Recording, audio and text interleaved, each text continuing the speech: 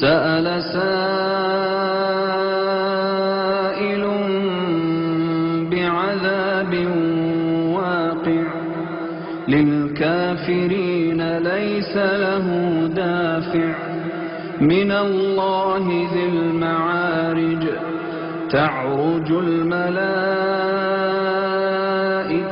والروح إليه في يوم كان مقداره 50,000 سنة فاصبر صبرا جميلا إنهم يرونه بعيدا ونراه قريبا يوم تكون السماء كالمهل وتكون الجبال كالعهن ولا يسأل حميم حميما يبصرونهم يود المجرم لو يفتدي من عذاب يومئذ ببنيه وصاحبته وأخيه وفصيلته التي تؤويه ومن في الأرض جميعا ثم ينجيه كلا إنها لظى نزاعة للشوى تدعو من أدبر وتولى وجمع فأوعى إن الإنسان خلق هلوعا إذا مسه الشر جزوعا وإذا مسه الخير منوعا إلا المصلين الذين هم على صلاتهم دائمون والذين في أموالهم حق معلوم للسائل والمحروم والذين يصدقون بيوم الدين والذين هم من عذاب ربهم مشفقون إن عذاب ربهم غير مأمون والذين هم لفروجهم حافظون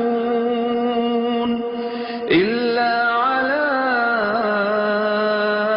أزواجهم أو ما ملكت أيمانهم فإنهم غير ملومين فمن ابتغى وراء ذلك فأولئك هم العادون والذين هم لأماناتهم وعهدهم راعون والذين هم بشهاداتهم قائمون والذين هم على صلاتهم يحافظون أولئك في جنات مكرمون فما للذين كفروا قبلك مهطعين عن اليمين وعن الشمال عزين أيطمع كل امرئ منهم أن يدخل جنة نعيم كلا إنا خلقناهم مما يعلمون فلا أقسم برب المشارق والمغارب إنا لقادرون على أن نبدل خيرا منهم وما نحن بمسبوقين فذرهم يخوضوا ويلعبوا حتى يلاقوا يومهم الذي يوعدون